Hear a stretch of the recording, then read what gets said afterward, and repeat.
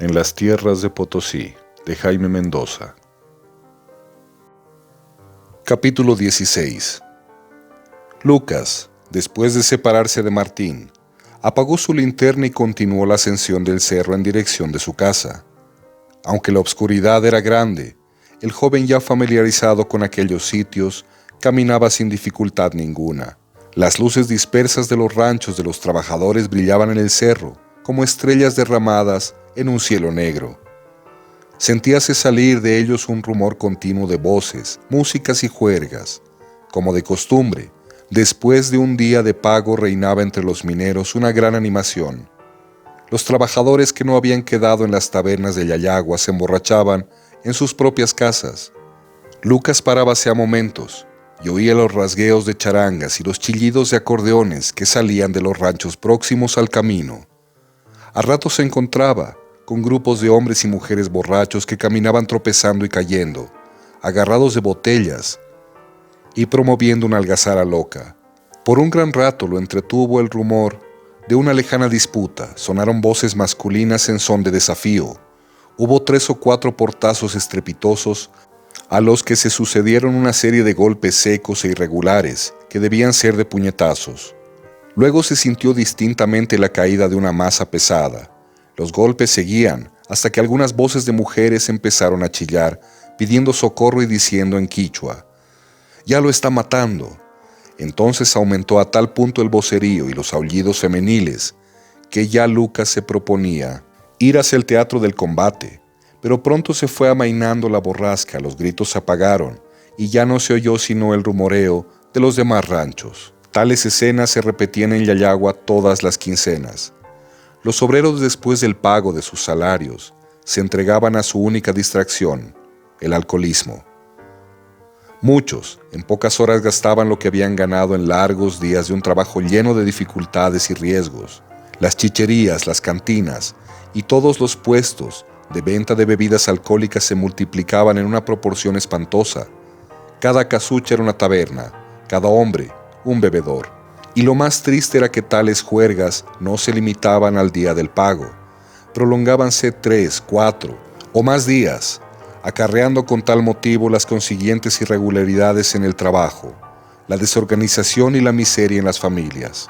Lucas llegó por fin a su casa, o más exactamente, a la casa del minero Pedro Melgarejo, en el que hacía algún tiempo vivía. Allí también había diversión. En la puerta se veía un brasero del que se desprendía un fuerte olor de itolas, que ardían crepitando y dando mucho humo. Entre ellas estaba una olla con agua hirviendo para preparar lo que llamaban el ponche. Del interior de la estrecha estancia se desprendía un aire cálido y saturado de emanaciones malolientes. Lucas no hizo caso de tal cosa y entró.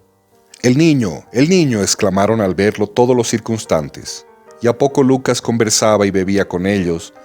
Hiciéronle sentar entre un grupo de gentes que estaban apiñadas en torno de una cama, que, como era de costumbre en tales casas, constituía el único asiento.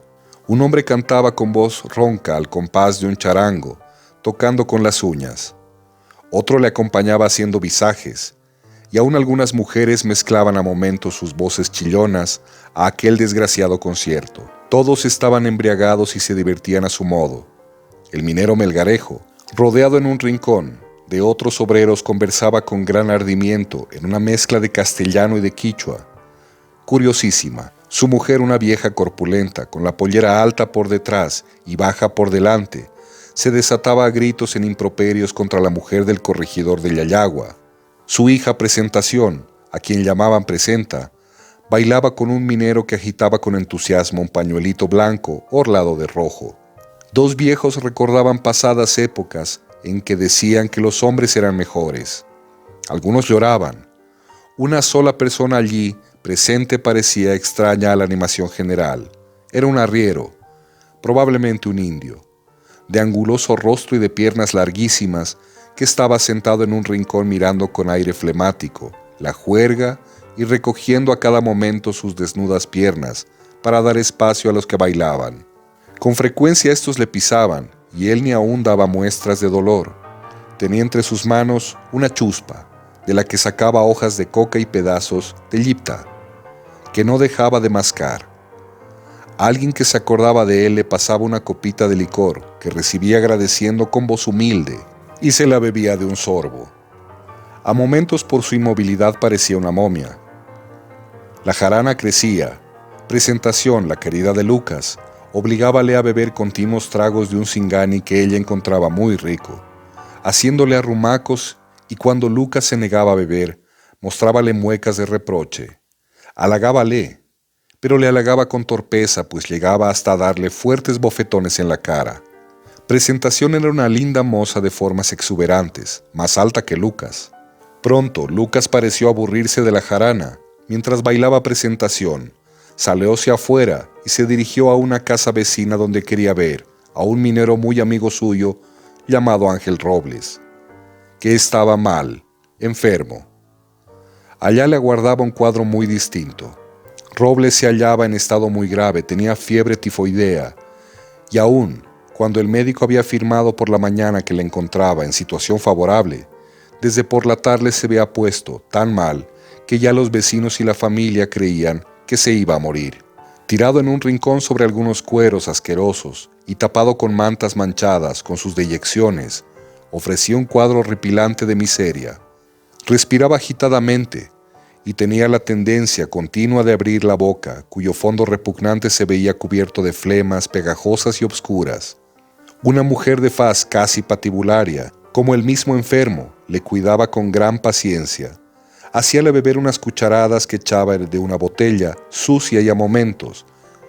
Cuando el enfermo se sentía muy fatigado, le ayudaba a incorporarse y sentándose detrás de él, lo sostenía apoyada en su pecho. 4 o 5 criaturas, de las que la mayor debía tener unos 6 años, dormían en derredor del enfermo, desparramadas en el suelo.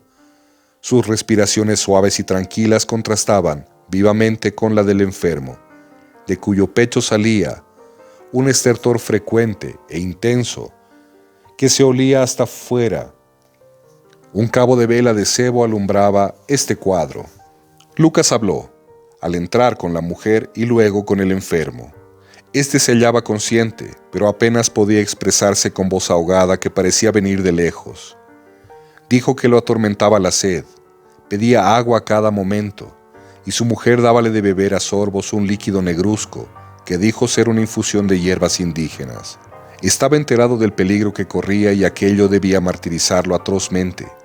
Cuando se sentaba, apoyada la espalda en su mujer, lo que más resaltaba en su cara enflaquecida eran sus ojos, 2 ojos brillantes y tristes que se fijaban en los muros negros del cuarto y sobre los niños tendidos en torno, que dormían apaciblemente. Quizá por la mente de aquel hombre próximo a eclipsarse pasaba una visión terrible, no la visión de la muerte, sino de aquella vida miserable que iba legando a sus hijos. Los rumores de la juerga de la casa vecina se oían distintamente en la del enfermo.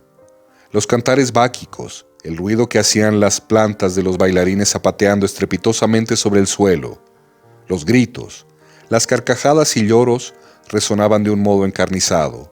Aquello formaba una ironía brutal. De pronto se sintió el rumor de una disputa, y Lucas salió a ver lo que pasaba. Era el minero Juan Coca, que pegaba cruelmente a su mujer, mientras un grupo de los demás borrachos trataba de contenerle. Lo que pasaba era lo siguiente. Poco después de salir Lucas, de la casa de la jarana había también salido la mujer de Juan Coca, y de puro borracha se había quedado dormida afuera junto a un chiquero. Ahora bien, como Coca notase la desaparición simultánea de su mujer y de Lucas, había entrado en celos y encontrado a su mujer en la forma ya indicada. Emprendió a golpes con ella, con un encono feroz. Cuando Lucas se acercó estuvo también a punto de ser acometido por Coca, que no cesaba de lanzar denuestos torpes contra su mujer, atribuyéndole cosas que estaban muy lejos de suceder. «¿Cómo te figuras?», decía Melgarejo al enfurecido Coca, «que el niño sea capaz de hacer lo que dices». Pero Coca no se daba por convencido y después de los golpes dados a su mujer, lanzó sobre Lucas procaces calificativos, diciéndole que era un malentretenido, un ladrón, que no se ocupaba más que de andar por los cerros robando. Melgarejo se enojó a su vez y concluyó diciendo a Coca, «¿Y tú? ¿Quién eres? ¿Acaso tú también no robas?». Agregáronse las voces de la mujer de Melgarejo y de Presentación que hicieron llover sobre Coca una manga de dicterios. Por su parte, la mujer de Coca, a pesar de hallarse tan apaleada, salió en defensa de éste y contestó con otra manga, al oír lo cual, Melgarejo le dijo que se callase y que por defenderla de los golpes de Coca se había producido el alboroto. Pero la mujer respondió con descaro: «Hace bien de pegarme, es mi hombre», con lo que la algarabía llegó a su colmo. Todos se descubrían sus flaquezas, publicaban sus secretos, se llamaban ladrones y se atribuían delitos de toda calidad.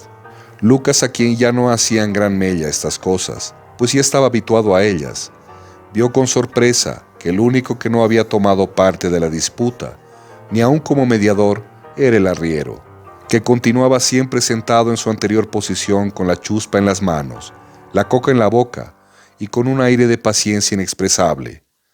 Aquel hombre extraordinario que no se movía para nada, que ni se divertía ni bailaba, ni dormía, ni se retiraba, tenía muy intrigado a Lucas. Amanecía. Con el retiro de Coca se calmó el tole-tole y la jarana recobró su anterior aspecto.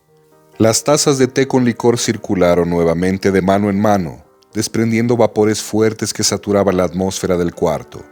El charango continuó resonando monótona, pero animosamente. Los bailes se sucedían sin interrupción. El suelo, fuertemente golpeado por los pies de los que danzaban sobre él, despedía oleadas de polvo que sofocaban. Los que no bailaban cantaban en coros lastimosamente desentonados. Una mujer vieja había quedado tan borracha que dormía sentada sobre la cama teniendo medio levantado uno de los brazos, que oprimía por la oreja una taza con restos de té. Parecía momificada. Lucas cabeceaba sobre uno de los hombros de Presentación. Melgarejo y su mujer seguían desgañitándose en improperios contra Coca, y el arriero continuaba en su misma actitud, con una tenacidad increíble. Y mientras tanto, en la casa vecina un hombre agonizaba, rodeado de sus dormidos hijos. Capítulo 17. La fiesta del día anterior tuvo para la salud de Martín malas consecuencias. Su organismo, no acostumbrado a excesos alcohólicos, se resintió fuertemente. Ni aún pudo ir a su puesto a las 6 de la mañana como de costumbre, y tuvo que permanecer en el lecho. Sobreviniéronle vómitos y un fuerte dolor de cabeza. Sus manos le temblaban y le dolían las articulaciones. Sentíase además en tal grado de obtusión cerebral que apenas coordinaba sus ideas, al propio tiempo que un gran remordimiento le agobiaba. Todo esto le pareció de suma gravedad. Creyó que se iba a morir. El administrador, viéndolo en tal situación, juzgó necesario llamar al médico, y Martín acogió de buen grado tal cosa. Había oído hablar a varias personas del médico como de un gran doctor, sobre todo Emilio, que era muy amigo de éste. Le había hecho a Martín tales referencias, que al verse ahora en tan angustiosa situación, vio en el médico un salvador. Efectivamente, a la hora en que pasaba cerca de Cancañiri, dirigiéndose a las minas, fue el médico llamado con urgencia para ver a Martín. Este vio entrar a su cuarto un joven de pequeña estatura y de facha poco grata, que apenas le hizo un examen superficial, y dijo que aquello no tenía importancia, limitándose a recetarle un poco de café amargo con sal común y amoníaco para que vomitase. «He vomitado ya muchísimo, doctor», dijo Martín. «Debe usted vomitar algo más. ¿Ha tomado usted muchas copas?» Martín negó haber bebido con exageración. El doctor no dijo más y se marchó con la misma presteza con que hubo entrado. Martín se quedó turulato. ¿Era aquel el doctor de cuya solicitud y bondad con los enfermos se le había hablado tanto? Pues a Martín solo le hizo la impresión de un joven indiferente y aún burlón, porque apenas hizo otra cosa que tomarle, como de paso, el pulso, mirarle a la cara con aire de mofa, darle una receta cualquiera e irse sobre la marcha. Pensó Martín que el doctor no le había hecho ningún caso y que sin examinarle debidamente le dio una receta inapropiada, lo que por lo mismo no sería prudente tomarla. Pero el administrador, que declaró tener fe ciega en el médico y que ya había hecho preparar la bebida indicada, aconsejó a Martín seguir estrictamente lo dicho por aquel, de modo que el joven no tuvo más remedio que trasegar a su estómago el horrible brebaje, con el que los vómitos se le aumentaron de un modo tal que le pareció que se le iba la vida. Pero dejemos a Martín en esta situación y sigamos al médico que lo trató con tan poco miramiento. Aquella misma mañana se había producido en las minas un trágico suceso, por una explosión de dinamita. Había 2 averiados, a los que iba a ver el médico. Tales averías eran muy frecuentes en Yayagua, sobre todo en los días subsiguientes al de pago, en que la gente, en su mayor parte, estaba embriagada. Los mineros manejaban la dinamita con la cachaza que les era habitual. Muchos se ponían los tubos entre los dientes o los hacían reventar en las manos. Cualquier diversión estaba acompañada de dinamitazos. De aquí frecuentes desgracias. Manos voladas, hombres horriblemente mutilados, muertes lastimosas. Luego en el trabajo dentro de las minas, las catástrofes eran cosa vulgar. Allí la defectuosa organización de aquel, la vigilancia deficiente, mantenían latente el peligro. Y la estupidez y la audacia de los mineros, así el resto. Un rumor de voces y lamentos horribles que salía de una ranchería próxima anunció al médico que ya había llegado al lugar en que estaban los averiados. Bajóse de su fatigada mula y fue introducido a un cuarto lóbrego y repleto de gente. En media habitación, envuelto en una manta ensangrentada y con la cara cubierta de un trapo, estaba un hombre muerto. El doctor se le acercó y, levantando el trapo, vio que el difunto tenía el cráneo destrozado. No había más que hacer. En torno al muerto se arremolinaba una aglomeración de gentes mugrientas y embriagadas. Un olor nauseabundo de alientos alcohólicos y de hacinamiento humano infestaba el aire. Una mujer borracha y harapienta, parada junto al cadáver, aullaba desaforadamente.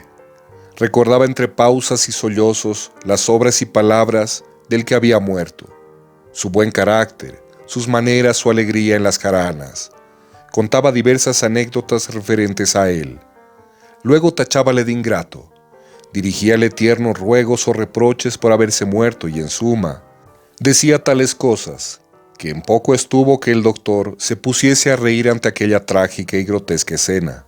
A pocos pasos de esta casucha estaba la otra, en la que esperaba el segundo averiado. El doctor paró allí, seguido de una multitud de hombres, mujeres y niños que se atropellaban.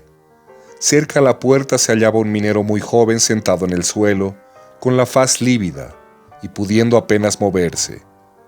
Otro hombre, al que estaba apoyado, le sujetaba levantándole el brazo derecho, que parecía envuelto en varios trapos sucios y enrojecidos que dejaban caer sin descanso gotas de sangre que ya habían formado un charco en el suelo. El doctor pidió un poco de agua hervida para lavarse las manos. Todos gritaron repitiendo lo mismo, que se trajese agua, pero nadie fue a traerla. Aquellas gentes borrachas no hacían más que apiñarse, estirando las caras ávidas de ver al hombre mutilado. El doctor, vista la dificultad de conseguir agua, y notando que uno de los mineros tenía en las manos una botella de alcohol, pidióle un poco de tal líquido, lavóse con él, y de seguida descubrió rápidamente el miembro dañado. Ya no existía sino una parte del antebrazo. Había volado la mano y la muñeca, y en lugar de ella solo se veían algunos colgajos de piel, músculos y tendones, entre los que estaban enclavadas astillas de hueso. La sangre se escurría sin cesar, no obstante, una fuerte ligadura que se había puesto, con un cordel por encima de la herida, en torno del miembro. El doctor quitó el cordel y puso en la raíz del brazo un vendaje compresivo rápido, con el que consiguió detener provisionalmente la hemorragia, y después de hecho una pequeña cura, dispuso que se trasladase al paciente a Yayagua. Luego volvió a pedir agua caliente, pues el hombre del alcohol se había escabullido, y el doctor tenía las manos ensangrentadas. Pero todos pedían agua y se volvían y revolvían, y se miraban y corrían, y se empujaban, y el agua no parecía. No había ni una palangana. Una mujer se puso a fregar precipitadamente una basinica, pusieron en ella un agua terrosa y se la prestaron al médico. Y el médico no tuvo más remedio que pedir su botella de alcohol a otro borracho, que al verle lavarse abundantemente con el líquido codiciado, pensaba seguramente que aquello habría estado mucho mejor en su panza. Después de esto pasó el médico a ver al enfermo Robles. Allí le esperaba otro espectáculo doloroso. En derredor de la cama del enfermo estaban todos sus pequeños hijos almorzando. Uno rumiaba porfiado un hueso, dos comían disputando de un mismo plato. Solo el más chico masticaba apaciblemente un mendrugo de pan sopado en té con leche. El doctor se enfadó, pues había anteriormente advertido a la mujer de Robles que no dejase comer a sus niños dentro de la habitación del enfermo, y encontraba que iban haciendo precisamente lo contrario. Solamente cuando el doctor llegó hubo un desbande desordenado de los chicos. La mujer se disculpó, diciendo que por sentirse también ella enferma, no podía atender debidamente a sus hijos. Efectivamente, la infeliz, agotada con varias noches de vigilia y sintiendo quizás los primeros síntomas del mismo mal de su marido, había concluido por recostarse a su lado, lo que no causó mucha sorpresa en el doctor, pues ya en otras partes había visto repetidas veces, en una misma cama, 2 o 3 enfermos, y aún familias enteras. Por su suerte la familia de Robles había hallado un amigo generoso en Lucas, que iba con frecuencia a verla, y que justamente hallándose el doctor en la casucha, se presentó aquella mañana. El médico conocía mucho a Lucas, y sabía que era un buen muchacho que se prestaba con voluntad a ayudar a miserables y enfermos. Sabía asimismo lo inteligente que era, pues ya en varios casos análogos al de Robles había desempeñado con facilidad los encargos del médico. Robles continuaba muy agitado, pero el médico, después de un examen largo y minucioso, manifestó su opinión de que aquello pasaría y que se curaría el enfermo. Luego, conversando afuera ya de las casas con Lucas, le expresaba sus temores de que la enfermedad de la mujer de Robles fuese de la misma naturaleza que la de ésta. Y ahora, ¿qué se harán estos infelices?, decía el doctor. ¿No tienen parientes para llevarse a los niños? No, yo los haré llevar con la presenta. Hay que poner lavativas a Robles, y ya su mujer está inhábil para eso. ¿Son lavativas como las que me enseñó usted a poner a otros? Iguales. Entonces yo le pondré. Eres un buen muchacho. Y el doctor se despidió de Lucas, pensando en que muchas veces seres miserables, individuos anónimos, y aun aquellos mismos que el mundo desprecia y mira como hombres pervertidos y criminales, realizan actos de caridad superiores a los de los mejores filántropos y desconocidos por los mismos, que se dan el nombre de caritativos, nada más que por arrojar una moneda al mendigo que pasa por la calle. Capítulo 18. Aquella misma tarde, Martín se sintió considerablemente aliviado. Calmáronle los vómitos y pudo tomar una taza de caldo, que le reconfortó mucho. Recién entonces comprendió que el médico tenía razón, al decir que solo se trataba de una enfermedad pasajera. Pero por la noche volvió a caer en sus aprensiones. Tuvo un sueño intranquilo y terribles pesadillas, que le dejaron pésima impresión. Con todo, al día siguiente se levantó temprano y fue a la cancha a reasumir sus funciones. Mas a poco notóse un temblorcillo particular en las manos, y como al propio tiempo era presa de una gran postración, creyó que se trataba de algo grave, y que por lo tanto era necesario ser atendido seriamente por el médico. En consecuencia resolvió ir personalmente, tan pronto como cesase el trabajo, a buscar al doctor. Martín se arrepentía en el alma, por lo que negara al doctor el haberse exagerado en las copas, pero esta vez sería explícito y le confesaría todo, y no pararía hasta no ser sometido a un examen prolijo. Conforme con esto, a las 6 de la tarde, Martín emprendió empeñosamente el camino de más de 1 kilómetro que distaba de Yayagua, donde vivía el doctor. Pero este no estaba en su casa, y Martín debió esperarlo por un gran rato. En cambio, el joven se encontró en Yayagua con su antiguo amigo, don Miguel. Seguía siempre desocupado y siempre hablando contra la compañía de Yayagua. Los dos aproximáronse a la pulpería, y allí volvió a ver Martín el cuadro que le era tan familiar tiempos pasados. Era la hora de avío. La gente se agolpaba en la puerta. Los empleados apenas si bastaban para despachar al excesivo número de solicitantes. Reñían a los que eran tardos en pedir sus provisiones, pesaban rápidamente el arroz, la harina, la coca o el cebo, que iban a mezclarse en el único trapo presentado por el comprador. Y poco faltaba para que le arrojasen por la cara con los tarros de leche condensada y con el pan. Martín contemplaba, no sin tristeza, aquel ir y venir de seres que parecían otros tantos condenados, por inapelable sentencia, a expiar algún crimen. Vio entre un grupo de mineros un muchacho de aspecto humilde y encogido, vestido miserablemente, soportando las burlas de sus compañeros. Era un pobre tartamudo. Cuando se acercó al mostrador, se explicó con tanta torpeza y lentitud, que al punto fue eliminado por los pulperos, teniendo que darse media vuelta con la servilleta vacía y la cara baja y avergonzada, con lo cual causó mayor hilaridad entre los demás. Una vieja llegó desolada, creyendo que ya se estaba cerrando la pulpería. Apenas pudo entrar. Sus delgadísimos y mugrientos brazos salían de entre sus mangas, rotas, oprimiendo como garra el jirón de ennegrecido tocuyo en que llevaría los víveres. Una pollera de charapos colgaba de sus nalgas. No llevaba zapatos. Tenía prendido al cuello un rebozo que no era sino una serie de agujeros alternados con remiendos. Su boca enorme, de labios colgantes, estaba rodeada de tremendas arrugas. Sus pómulos salientes parecían serlo aún más por la flacura de su cara, pero sobre todo sus ojos azulados, nebulosos como vidrios empañados, como los de un muerto, causaban una impresión atroz. Don Miguel dirigió la palabra a un minero de rostro patibulario, tembloroso, agobiado, que apenas podía sostenerse apoyado en la puerta, esperando que los que estaban ante el mostrador se retirasen para acercarse a su vez. «¿Qué te pasa, Domínguez? ¿Estás enfermo?» El minero contestó que hacía varios días sentía calentura, que no comía y que el dolor de cabeza le mortificaba sin descanso. «¿Y has visto al médico?» «No, me diría que deje de trabajar y no puedo. Tengo mucho que hacer. Mis hijos...» Y don Miguel, dirigiéndose a Martín, dijo: «Ahí tiene usted, un enfermo que no se echará a la cama sino cuando ya no pueda más. Seguro que está atacado de la tifus. La tifus está aquí de epidemia». Martín no pudo menos de comparar su caso con el de aquel hombre. Martín venía en busca del médico y el otro, que parecía más enfermo, no pensaba verlo. En fin, Martín tuvo aquella tarde en la pulpería otra mala impresión. Entre los últimos retrasados entró un chiquitín de apenas unos 6 años.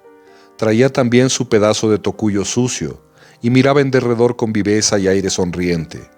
Su sombrerito negro mostraba en las copas 2 agujeros grandes por los que sobresalían los mechones de su abundante cabellera mal cortada. Su saco, por lo grande, se notaba que había sido de otra persona. En las piernecitas mostraba algo así como un boceto de pantalón. Don Miguel, notando el interés con que Martín miraba al chico, le dijo: «Voy a darle una notición». «¿Cuál? ¿Quiere usted saber quién es el padre de ese chico?» «Probablemente algún minero». «No». Y don Miguel pronunció un nombre que causó gran sorpresa en Martín. Luego continuó: «Ni más ni menos. Y ya sabe usted que ese señor se las da de caballero. Pues bien, este caballero, en cierta ocasión que estuvo por acá, tuvo este hijo con una chola. Después se fue, y esta es la hora en que no se ha acordado de su hijo ni con un peso». «¿Es posible eso, siendo un hombre rico?» «Como usted lo oye. Hoy la chola, que es una infeliz, está metida con un peón, y el peón, que apenas tiene para comer, sostiene al hijo del caballero, del rico». «Pero, ¿usted está seguro de que este chiquillo sea efectivamente hijo de ese señor?» «Claro, como que es vivo retrato de su padre, ¿no lo ve usted? Los hombres pueden mentir, la naturaleza no miente. Y qué mal traído está el pobrecito. No tendrán con qué vestirlo mejor. Pronto le harán trabajar, si es que ya ahora mismo no trabaja. Me parece muy tierno para eso. Pero hombre, ¿no ha visto usted en las minas niños de 7 años trabajando?» A poco rato Martín se despidió de don Miguel. Se había fijado nuevamente en el temblorcillo de sus dedos y creyó necesario volver a buscar al doctor. Esta vez estaba en su consultorio. Martín hallólo solo y le pareció mejor dispuesto que el día anterior. Con acento decidido y claro, expuso el joven el objeto de su visita. Habló de todo lo que sentía, de sus temores, de que aquello fuese el principio de algún mal terrible, y acabó pidiendo al doctor que le hiciese una observación detallada. El doctor accedió, pero después de un prolijo examen concluyó diciendo: «Señor Martínez, usted está bien». Admirado, Martín trató de insistir. Habló nuevamente de sus pesadillas, de sus temores, de su postración. Cosas sin importancia. Martín declaró que efectivamente se había excedido en la bebida. «Ya lo sabía», repuso sonriendo el doctor. «Probablemente se lo avisó Emilio Olmos», dijo Martín candorosamente. «No, hace tiempo que no veo a Olmos, pero ayer bastaba verlo a usted para saber que había bebido usted de más de la cuenta. ¿Estuvo usted pues con Olmos?». Martín expuso todo lo referente al convite de Emilio, a lo que el médico dijo: «Comprendo, y el agasajo le cuesta hoy a usted cierta indisposición y mucho susto. Eso pasa con frecuencia. El alcohol no siempre es bien tolerado por todos. A saber esto, yo habría preferido no tomar ni una gota de bebida, ninguna. Entonces ya no había agasajo. Sin el alcohol no se explican aquí ciertas cosas. Un convite sin alcohol sería una vergüenza. El alcohol es el adminículo indispensable, que hay que darlo o recibirlo fatalmente». Y como Martín mostrase una cara de sumo interés, oyendo las palabras del médico, este continuó: «Emilio, como los demás, no hace sino seguir la usanza de estos lugares. Como es muy cariñoso con sus amigos, les hace frecuentes manifestaciones de esta clase. Solo que, algunas veces estas manifestaciones suelen poner en cama a los manifestados, como a mí. Lo de ustedes nada. Emilio ha sabido provocar borracheras memorables. No hace mucho él y uno de sus amigos, aficionado a las copas, se había encerrado, según decían, en su casa durante 5 días, atosigándose con las más variadas bebidas. Al 5.º día, Emilio estaba casi fresco, pero su compañero sufrió un ataque de delirio alcohólico que le duró más de un mes. Martín exclamó con cierto sobresalto: «¿Y no cree usted, doctor, que a mí puede pasarme algo después?». «De ningún modo. Supongo que usted no menudeará mucho en las copas». Martín dijo que no volvería a tomar ni una copa en su vida. «Tampoco hay que hacer tanto. Es simplemente cuestión de tener medida. Por otra parte, usted no podría estar en estos lugares sin sujetarse al yugo. Es un tributo que hay que pagar, so pena de muchos males». Martín volvió todavía a hacerse asegurar con el médico que no había por qué temer por su salud, que estaba bien, que sus recelos eran infundados, y se despidió, lleno de gusto, pero esta vez había sido acogido por el doctor conforme a sus deseos. Y cuando se iba camino de Cancañiri, notó para su mayor satisfacción que ya no tenía ningún temblorcillo en los dedos, y que a su anterior postración había sucedido una animación inusitada. Capítulo 19. En la cancha había el trajín ordinario. Las lavadoras inclinadas hacia el agua llenaban su tarea bajo el sol claro y radioso, que les calentaba las espaldas y cabezas. Las escobedoras armadas de largas escobas hacían deslizar suave y lentamente sobre la superficie del agua, retirando la capa superior espumante y terrosa. Otras mujeres iban hacia los montones de metal sin beneficiar. Recogíanlos en sacos y los llevaban al lavadero. Algunos hombres y chicos provistos de palas las hundían con estrépito entre las piedras y tierra que lavaba el agua, separando lo que se podía utilizar. Por todas partes brillaban las partículas de metal esparcidas en el suelo. Martín pasaba una y otra vez cerca a Claudina, que parecía muy entretenida en su faena. Seguramente, él tenía buenas ganas de dirigirle la palabra, pero al mismo tiempo comprendía que aquello no sería correcto, hallándose encargado de la vigilancia del trabajo. Acobardábale por otra parte la vecindad de las otras mujeres y peones que trabajaban allí. Contentábase pues con mirar a Claudina, con el interés y antojo que producen un objeto deseado. Llevaba ella un rebozo colorado que le cubría la espalda. Su negra cabellera relucía al sol, mostrando entre sus guedejas gajitos de itola y otras malezas. Su cara estaba empolvada de tierra. Sus manos, bien formadas, se hundían en el agua agitándola con el barro. Martín consideraba dignas de besar aquellas manos. Quizá el joven estaba ya enamorado de aquella mujercita sucia, pero fresca y graciosa. Mas, ¿cómo entenderse con ella? Ya alguna vez de pasada le había dirigido discretos requiebros, mas sin obtener de ella ninguna muestra de complacencia. Parecía un hermoso ser salvaje, que o no entendía a Martín, o aún entendiéndole, se le mostraba poco tratable.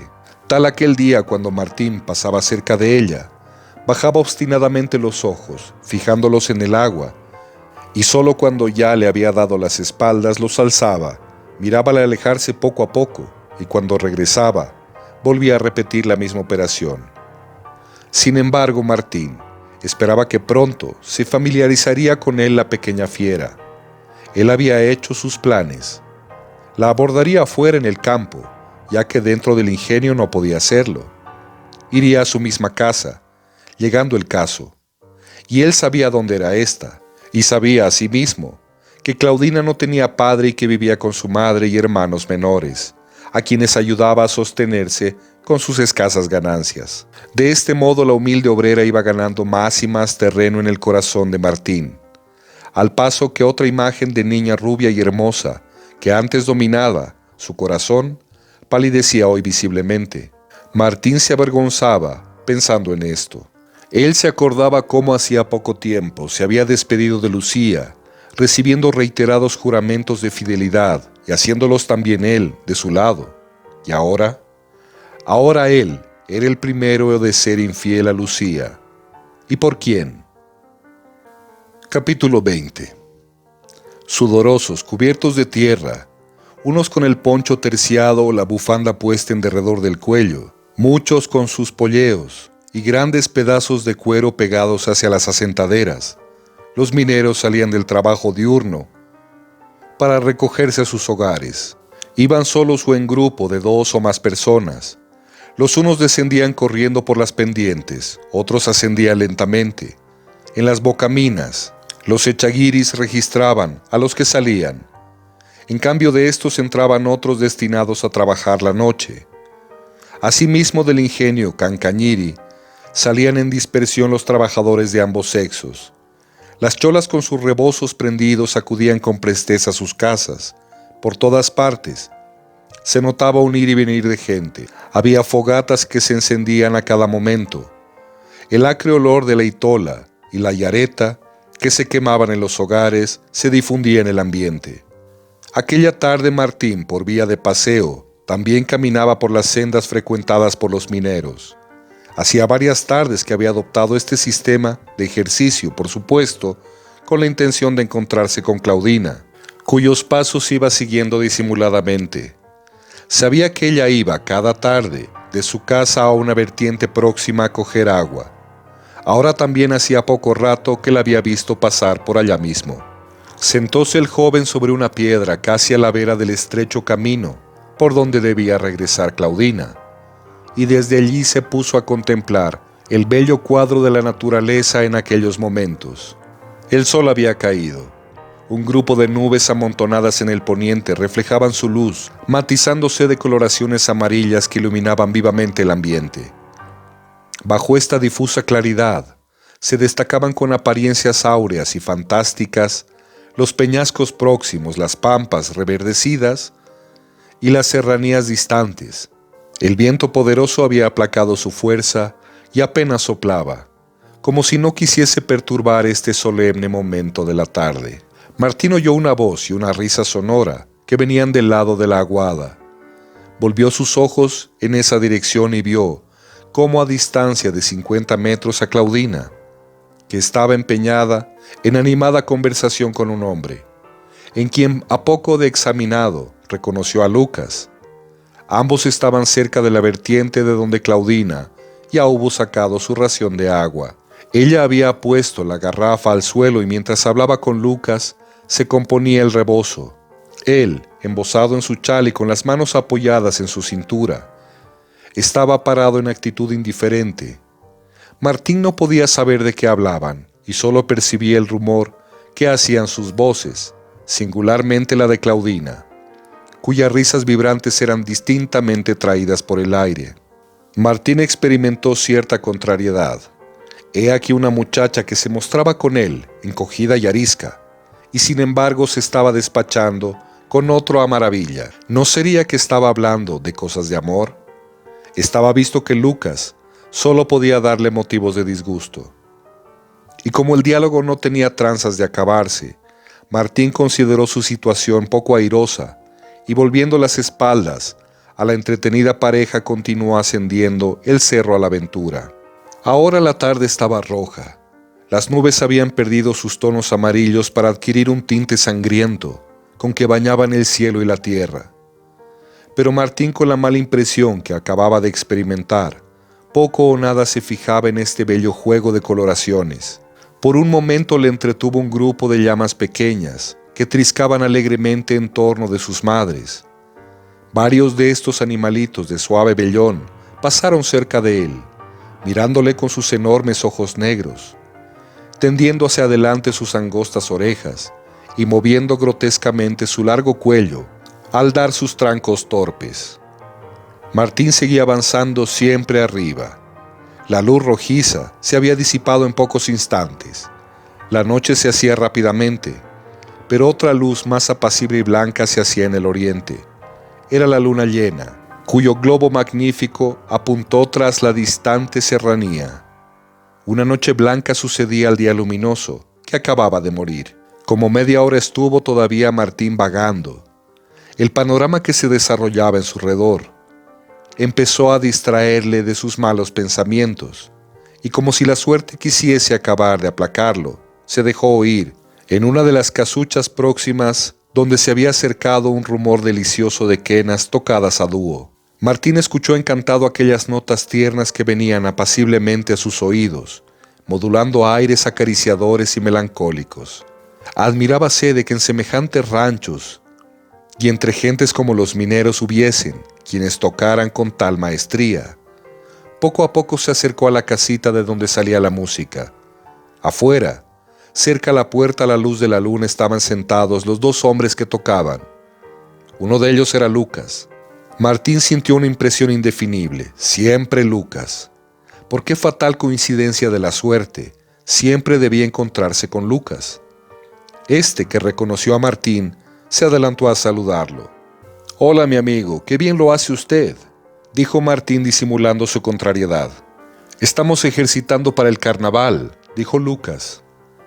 Invitaron a Martín a que se sentase sobre un apoyo de piedras en que había extendido una manta, y Martín, sentado en aquel humilde asiento, bañado por la luna y con una mezcla ansiosa de gusto y de rabia, estuvo oyendo por mucho rato una preciosa serie de bailecitos de tierra, calullos y otros aires, que brotando de las bien tocadas quenas se perdían suavemente a lo lejos. Seguramente en tales momentos debía Martín pensar que si Lucas, además de ser un muchacho valiente y bello, tenía también la cualidad de tocar con tanta habilidad la quena, nada raro era que estuviese en amores con muchachas como Claudina.